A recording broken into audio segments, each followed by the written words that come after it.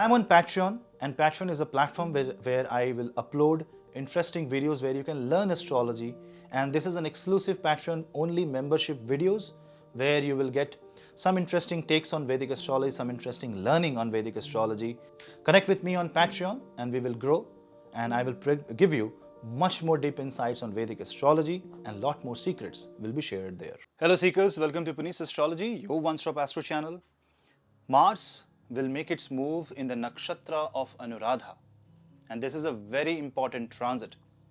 This is a transit for 18 or 19 days, but this transit has a lot in store for all of us. Let's discover briefly in this video what this transit has to offer. Stay tuned till the end to get the complete information on Mars transit in the Anuradha nakshatra, the nakshatra of Saturn. Subscribe to the channel and like the video if you like the content. Share the video among family and friends, and you can follow me on Instagram for reels and interesting updates, and my Telegram channel, which is one-stop channel where I upload all the links from all platforms. And if you want to take my consultations, you can drop me an email. The email ID is in the description box below. Let's begin with the transit of Mars in the Anuradha nakshatra.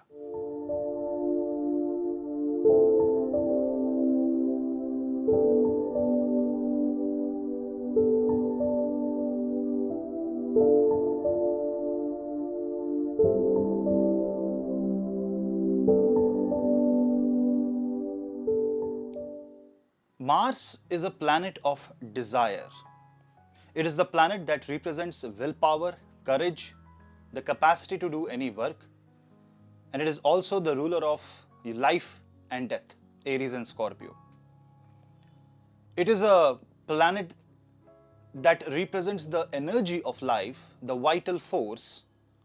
It's like the prana urja, the vital energy of the seed, which breaks apart and a plant rises and becomes a tree. That means one small step can result into a giant tree, a giant fruit. That movement of life, that initiation of karma is done by Mars, and that is why Mars is a very important planet. This Mars is in the sign of Scorpio, and I have already made a video on Mars transit in Scorpio for all ascendants, a generic analysis, and you can watch. The link will be in the pinned comment. But this video is more specific, and I want to discuss more on this transit because the Anuradha nakshatra is a very different kind of nakshatra. Now understand why Anuradha is supposed to be in Scorpio, which is the very mysterious occult and dark zodiac sign, a zodiac sign that holds the secrets of life. And Anuradha is at the core, is at the center of this nakshatra. And Anuradha is at the core, at the center of the zodiac sign of Scorpio, Vrishchika Rashi. Anuradha is a nakshatra of devotion, dedication. It's a nakshatra of following the desire. But this desire is more purified, this desire is more passionate. It has the energy of Mars. It shows complete devotion, discipline, and utmost surrender. But if you see the nakshatra of Anuradha, it has a planetary association with Saturn, Shani. Now that's an interesting take on the nakshatra. When Mars goes into this nakshatra, it's Mars going in the house controlled by Mars, which is Scorpio, but in a nakshatra controlled by Shani. Now that's very different kind of energy Mars will experience, Mars will counter. But this is the essence of Anuradha, which balances the Martian aggression with passive devotion of Saturn. The confluence of energy of Mars and Saturn in the Anuradha nakshatra makes a person a great devotee of his aspiration. He can be devoted to his life task and action, or be devoted to the authority, he can be devoted to the designation that he holds in office.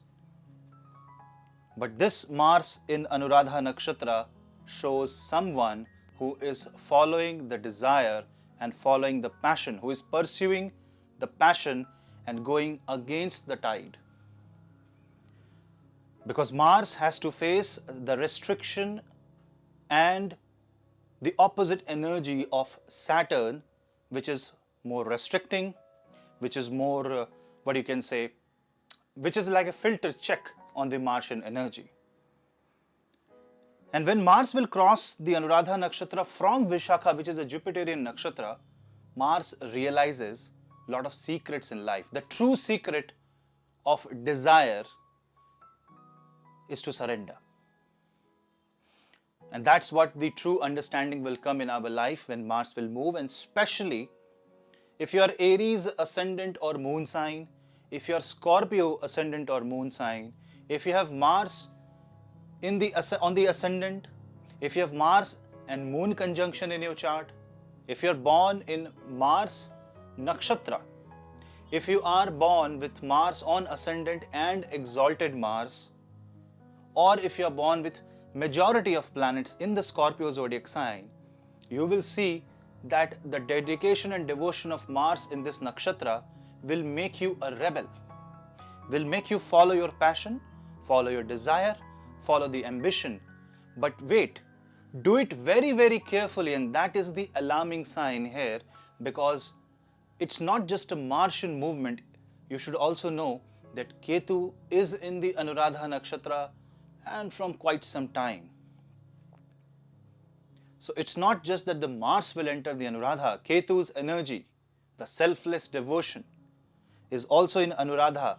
And when you add Mars and Ketu in Anuradha nakshatra, which also are co-rulers of Scorpio zodiac sign, it can represent a sudden outburst of emotion that you are trying to destroy what you have at hand because you think that your desires are not getting fulfilled, your ambitions are not getting fulfilled, you're not able to reach where you're supposed to reach, and this can act as a destructive force.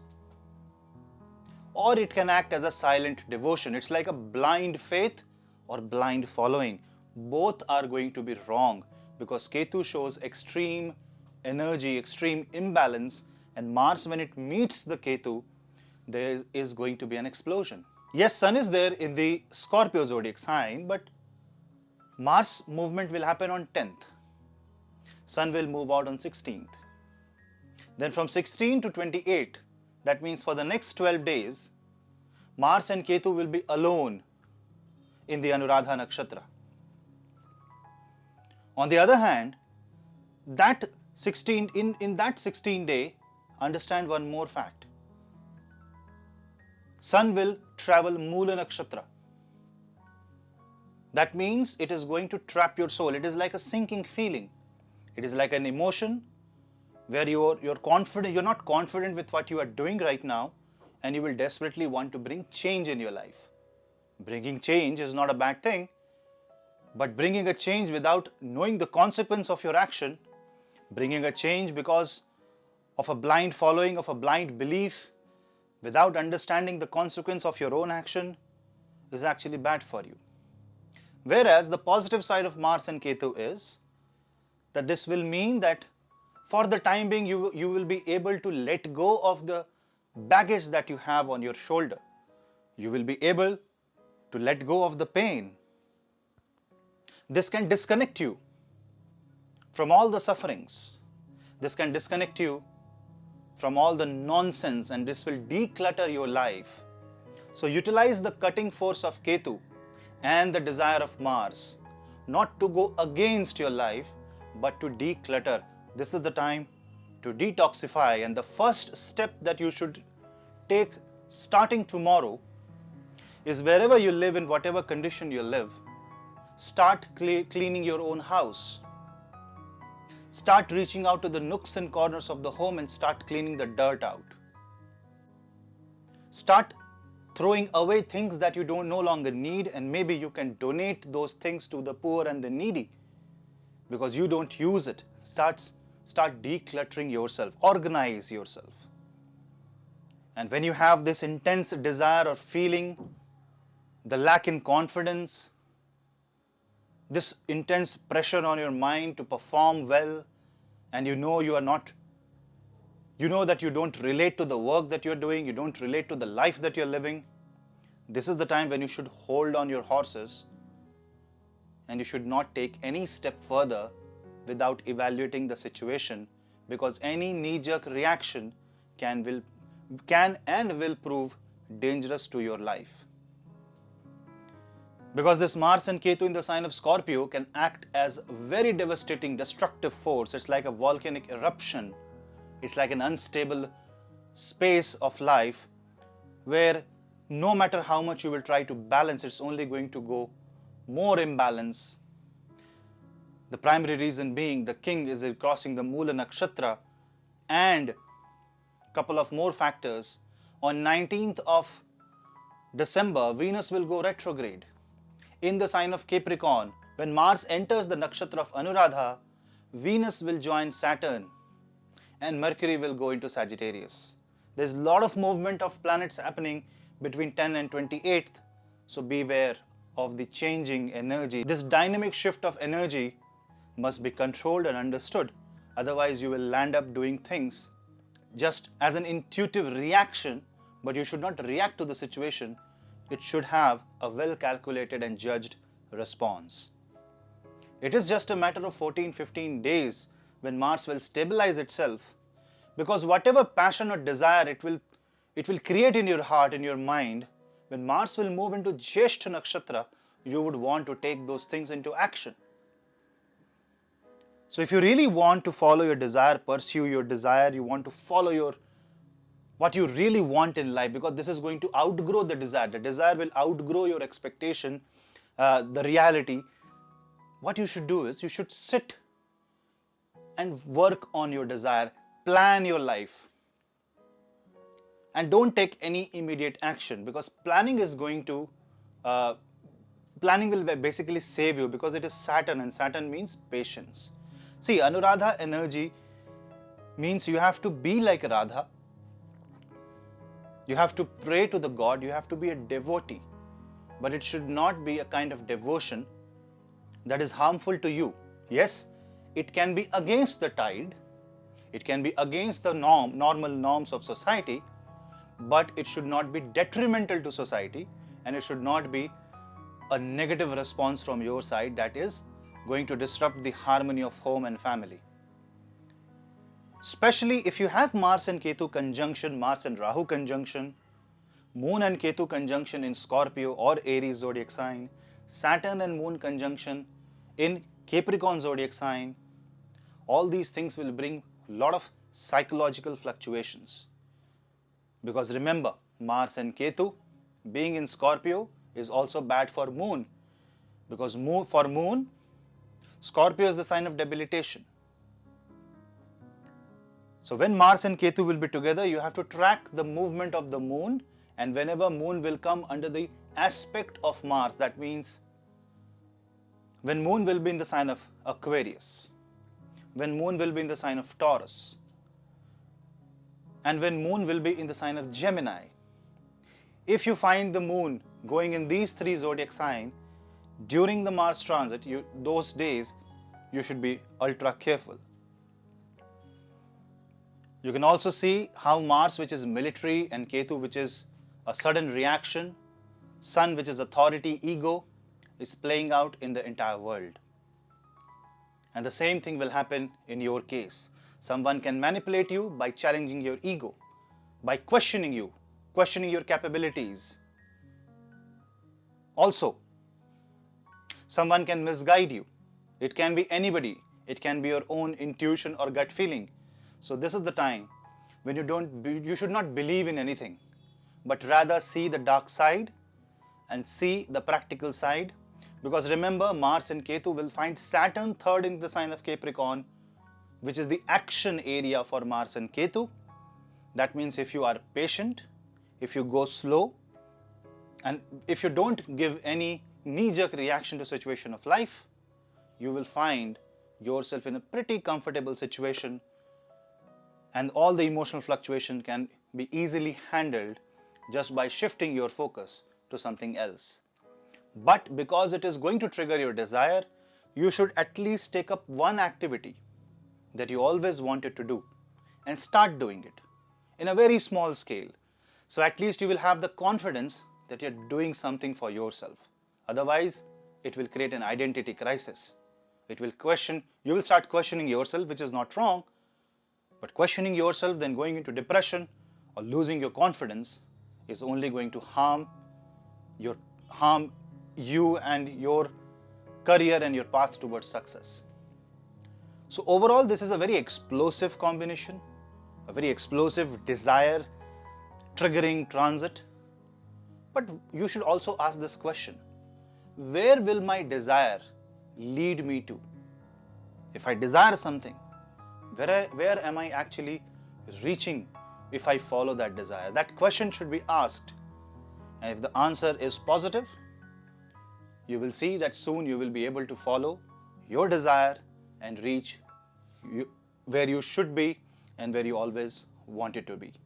Try to make this transit useful to you and not let the energies, the disturbing chaos of Mars and Ketu disturb your own life. Overall, this transit can be managed. It's just a very small 18-19 day of transit. But this 18-19 day can also be used to let go of the false emotion, let go of things that you have held for so long,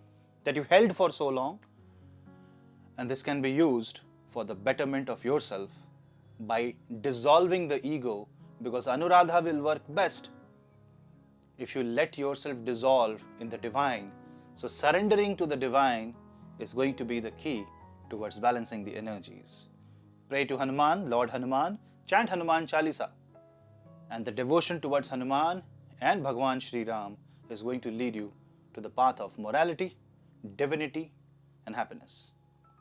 So that was a quick take on the Mars transit in Anuradha Nakshatra. I hope the video helps you, and whatever you face in your life, what is your experience? Try to put it into the comment section so it helps everybody. It acts like a forum where people can come, read, and understand how the energy actually plays in your life. And this will be helpful for the society. Thank you for watching. I appreciate your time. We'll meet in the next video. Till then, this is your host Puneet. Namaste.